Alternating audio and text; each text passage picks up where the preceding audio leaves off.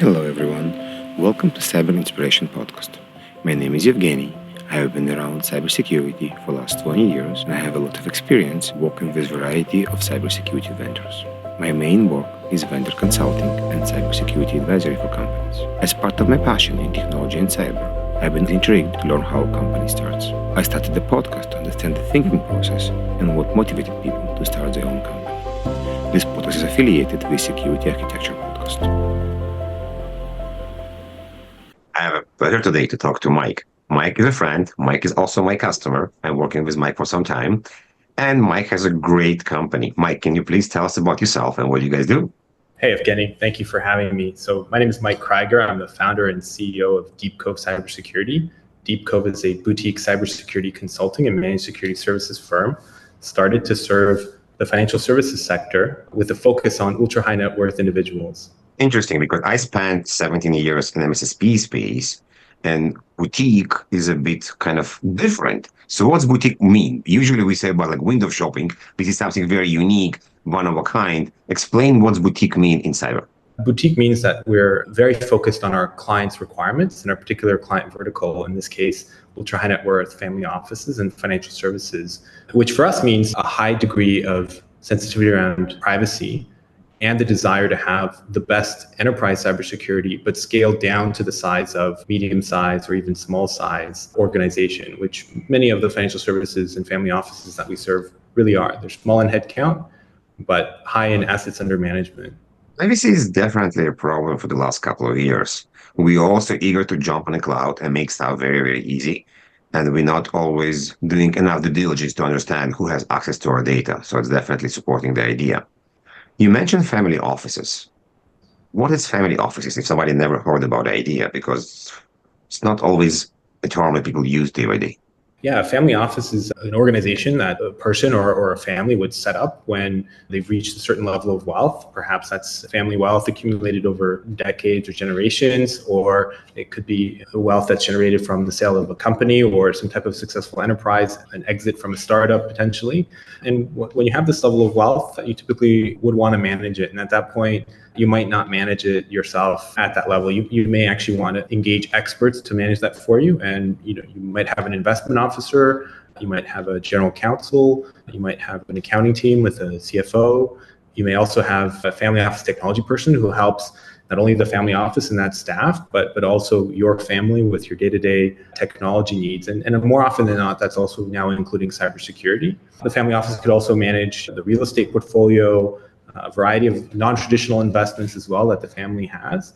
And sometimes it's up to and including chauffeur services. You might have a pilot on staff that flies your private jet. It could be quite extensive. Household staff could be included in the family office. So it all depends on the family and the type of family office.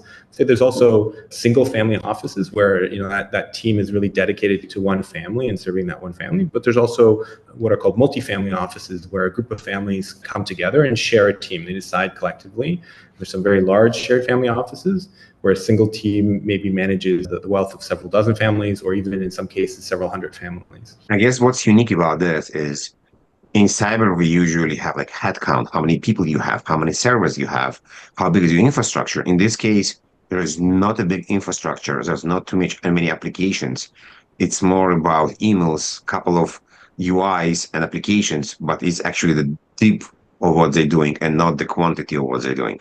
Absolutely. So it's not about headcount. Some of these family offices could be anywhere from 1 to 3 to 15 people. Maybe the large multifamily office, you might have dozens of people in that family office. So it's not a large footprint in terms of the number of people, but the value of those services to the family, the assets under management that they administer, the access to the financial information, the bank accounts, and more often than not, the family office is processing payments, receiving payments, purchasing, real estate purchasing, variety of assets on behalf of the family, disposing of a variety of assets. So the likelihood that a financially motivated attacker could take advantage through a business email compromise, through a ransomware attack, affect that family office. And we see that attackers are becoming very sophisticated in the way that they qualify their victims. They're going into the accounting systems, they're actually looking at how much is the victim really worth? How much money do they have cash on hand? And then they're gearing their demands based on that. So you can imagine a family office with let's say hundreds of millions of dollars, the ransom that they would be asked to pay could be orders of magnitude bigger than maybe an organization in the retail space or in the manufacturing space, which may not have those types of assets on hand. This is a cyber inspiration podcast and less technology podcast. So we're not going to go very deep on technology. And my next question is, how a guy that work in legal, that work in Mandiant, that work in Google, that basically support New York as a CISO, decided to switch and do what you do right now? So I had an idea to run a company and do things. And I had a company that maybe very early in my career, and that bug really stayed with me throughout my other experiences. So I think spending time in industry certainly was a great learning experience, seeing how Google approached cybersecurity, how they did it internally, how they did it for their customers, certainly helping to build New York City Cyber Command, being deputy CISO, really helping secure the largest city in North America. A lot of challenges. And I think at that scale, we also had every vendor you can imagine, every cybersecurity vendor we were a customer of or had some relationship. And I think that there was a lot of learnings. We saw a lot of what worked at scale, what didn't work.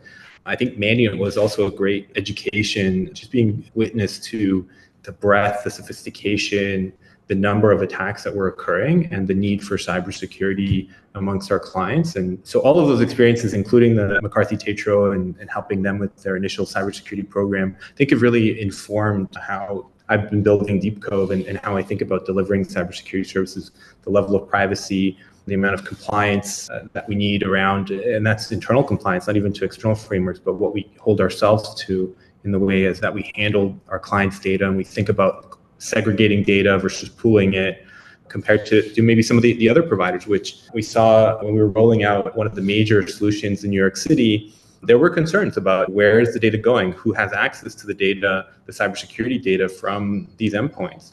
And they're often going to cloud data centers and offshore teams, and you really end up losing control, but you're sharing a lot to benefit from the cybersecurity protection that you're granted by these tools, but you're sharing a lot of data. And I think clients often don't realize, or individuals or enterprises, how much they're actually sharing with these vendors.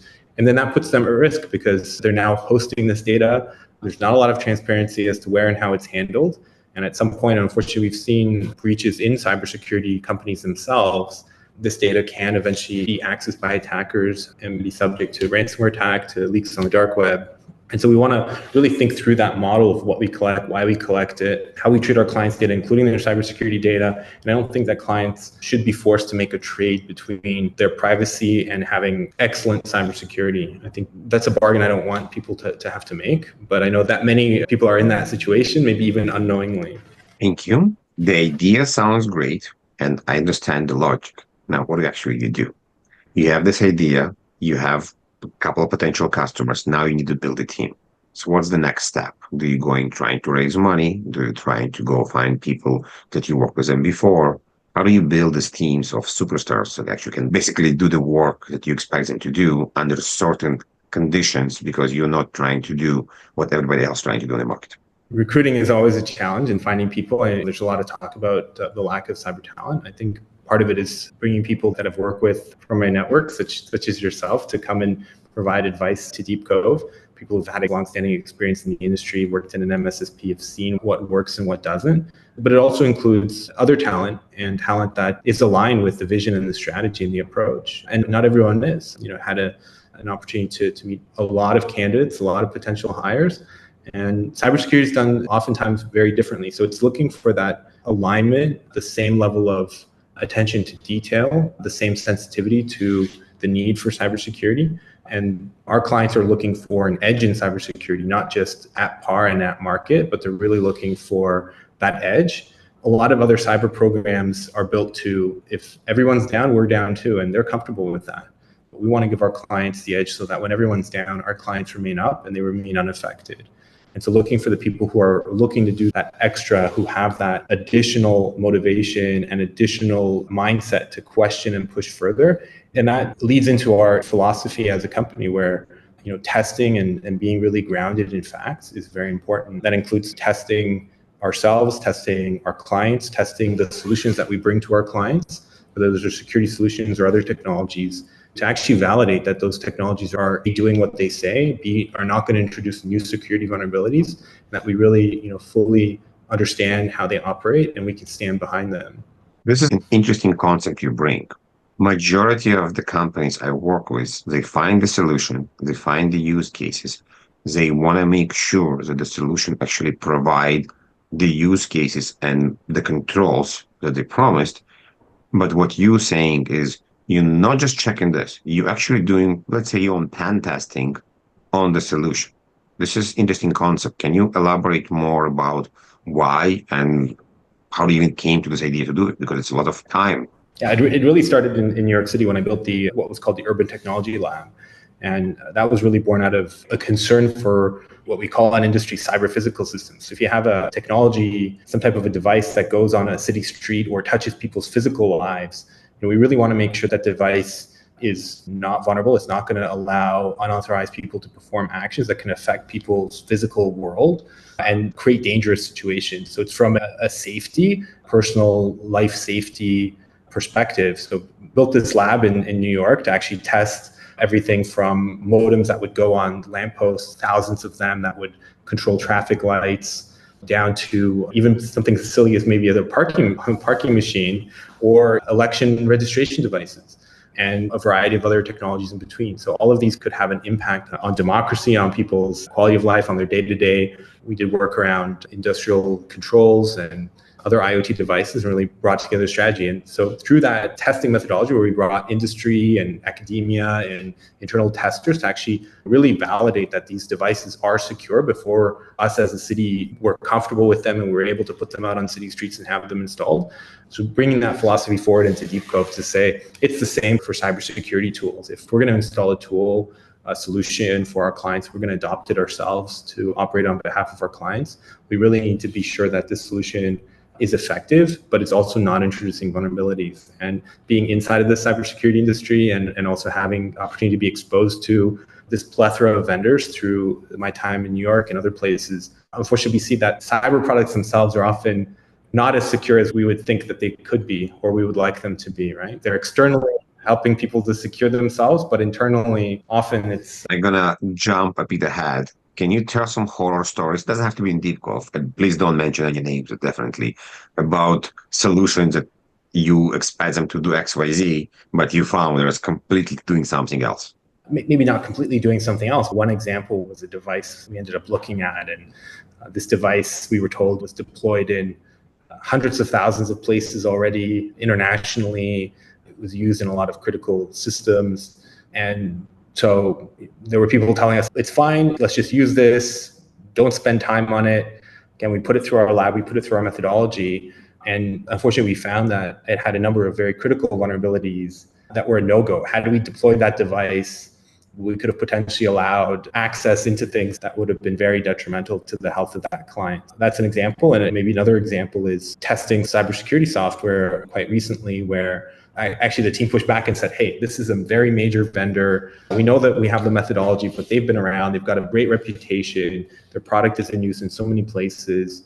Why would we spend the cycles? And I said, believe in yourselves, right? Let's just follow the methodology. Let's approach this like any other product, recognizing that it's out there. Maybe others have evaluated it, but let's make sure we follow and put it through the DeepCove process. And through that process, we actually found quite a critical vulnerability that we then took back to that vendor. We had to show them a few times and explain it a few times, a bit of disbelief that a small team out of Toronto would find maybe the vulnerability, but they ultimately acknowledged it and are in the process or have finished the process of remediating it. We can't talk about specifics. So we follow that approach. We've also seen other solutions, sometimes unfortunately from startups, that are getting a lot of traction. There's a lot of buzz. They're asking for a lot of sensitive data to be put into them. But when we test them, and when we're told oftentimes that there's solutions designed by security experts and they're very secure, and then unfortunately we find, and in this case we found a number of vulnerabilities which led us to really back away from adopting that solution just given its lack of maturity. But we see a lot of other clients going and trusting and putting their data in. So I think they're taking that risk maybe unconsciously. I'm sure people that are listening to us right now are very wondering about the process. So maybe one day you guys will talk about this in Black Hat, how you guys approach to this. It's definitely interesting. I want to take us back to people, because I think procedure methodology is one, but have the people that actually can do this job is different. And it's back to choosing people. You mentioned you've seen tons of resumes to understand, but there's also company values. How you align company values to hundreds of resumes you need to review, and how do you find time to actually connect between two? It's not easy. Part of it is working through the network. Part of it is working with some trusted people who can understand my values and actually help do a lot of that screening. So we have had some great partnerships with some very stellar people in the recruitment space who have really gotten what DeepCove is doing and are able to have those initial conversations at a scale that I'm not personally able to have. And then it's through conversations, through meetings. We have, I would say, a lengthy interview process. Depending on the role, it includes even hands-on components, really vetting and validating. Are we aligned? Can the person actually walk the talk and not just talk the talk? Unfortunately, there's a lot of, I think people have entered the market. There's a bit of a gold rush in cyber, and people are entering the profession. And there's a variety of needs out there, no doubt. But we're looking for a certain approach to cybersecurity, a certain questioning, a certain, you could call it a hacker mentality, but hacker in the positive word of how can I think about the insecurities of a given system on behalf of my clients so that they don't have to think about it. They do have to think about it to some degree, but obviously not to the depth that we think about it. And then we pursue those questions that we have in those solutions, in those architectures to find where the issues could arise, and then come up with ways to treat those issues, whether it's working with the vendors on fixing their products, working on compensating controls, changing those architectures, or even doing something completely different in terms of the solution. I have a question itching just to ask. Do you use any AI when you evaluate people and look into resumes? So I think there's amazing uses of AI emerging. I think when I was at Google, there's a lot being done with AI already 5 years ago. I think a lot of that's now coming to more awareness of people, and those technologies become more democratized.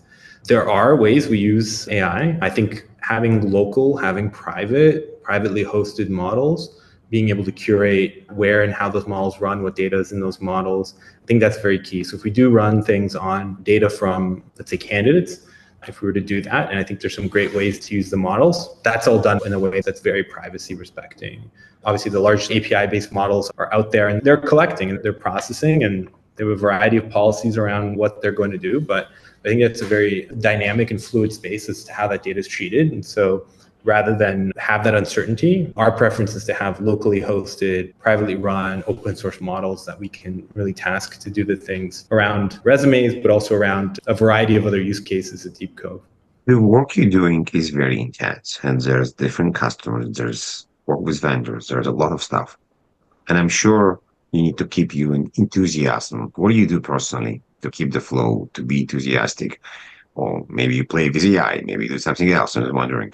So in terms of technology, I sometimes enjoy just programming things on my own and just getting down into the code and spending some time on the weekend with some type of new challenge, learning about new technology. But I also enjoy cycling and swimming and being out in nature and spending time away from technology to take a bit of a break in order to reset and really think about things. I think just being all the time in it prevents you from sometimes seeing all the different elements of, let's say, the puzzle of the equation that I sometimes think that cybersecurity or technology is. I'm going to switch a bit to business because you as a founder, you also the salesperson, you're also the business person, but you're a technologist by heart. So how do you switch gears and forget about technology and become a salesperson? And it's probably hard because sales is not always to show the bits and bytes, it's to actually connect with people, understand what they need. I think in cybersecurity, we've been constantly selling. I think we may not call it that. We may not realize it could be maybe called marketing, but we're constantly trying to justify to the business, to other technologists, why should we secure something? Why should we spend time? Why should we spend money on a solution, on a process? So I think it's quite natural actually to progress from that kind of internal selling and justifying into an external motion with clients who are out there who are maybe selecting a certain tool or problem. They've heard about something, they've experienced a problem, and they're asking questions. What should we do? How should we deal with this? Who could help us? So I think there's a natural progression from that internal mode of promoting cybersecurity when you're in a company to going more broadly. And through a variety, I would say, of personal experiences before really getting deep into cybersecurity, I had the chance to do, it wasn't even called full stack dev, it was a sysadmin, help build data centers, run networks, did a variety of roles, including way back in the past, was even on the help desk. So I think through that empathy and an understanding of what it takes to run IT, That really, I think, then helps inform how to layer in cybersecurity. And it's not coming from an ivory tower or a separation from the way that IT is operated, because I think it's very key to be successful is to have a very strong partnership and integration with the way technology is operated. Do you understand the pain of your customers because you did all of them, so you can relay and actually sell to the level and to those your need, if I understand correctly? Yes, yeah, you've got it exactly. It's generating that customer empathy, but through those shared lived experiences of we need to push this code, or this needs to go live, or there's pressure from the business to get some system in place. And what does that really mean on the tech team? And what role does security play, and when does security play? And having seen over the past number of years a variety of these scenarios, unfortunately, these things tend to repeat. And so it's informing our approach and my approach through those experiences to better equip us. I think that the ideal customer is one that really realizes themselves that they want something different, something better in this space. So we want customers to self-select themselves. I think that's when they're at that point of realization and are ready to adopt something. I think that in my mind is more the ideal customer rather than really trying to push things onto people, which they may not be ready for, may not really fully understand. There's others out there, let's say, educating the clients and talking more broadly. I think there's been great progress made in terms of the awareness around cybersecurity. So I'm heartened to see how big and popular the industry has become. But I also think more integration with the technology side, I think, will eventually need to be put back on the roadmap. How do we bring these separate worlds together? And an example is one of our team members went down to the NVIDIA AI conference in San Jose a few weeks ago, and a lot of talk about AI, a lot of different sessions, some security sessions, very lightly attended, very little focus on security, unfortunately, that he found there. And at the same time, every vendor screams they have AI, cybersecurity. So if the AI people are not really thinking about cybersecurity, the kinds of AI solutions that they'll bring forward, while they might be very effective and they might help clients, unfortunately, they're going to find that they perhaps haven't contemplated some of the threats and vulnerabilities that they have in those systems. And then we get stories like the chatbot said things that it shouldn't say, and people got the price to become zero through tricking the chatbot, or there's stories all the time coming out about these things. So that's an example of where technology and cybersecurity there's still some type of a bifurcation. I think ultimately we need to come back together, much like you wouldn't today design a car without security systems, airbags, cameras, crumple zones. You wouldn't think about putting a car out unless it's maybe some exotic sports car without these safety technologies. And you wouldn't put your family in this kind of car. I think very similar. Would you build IT applications today without thinking through what are those security controls that you need to prevent that solution, that system from being breached? Mike, thank you very much. I learned a lot myself. And I hope people that joined today learned as well. You guys building something very unique. So thank you very much for being here today. Thank you, Evgeniy. It's great to be here. Thank you for having me. Everybody that's here, thank you, subscribe, forward to your friends, and see you next episode.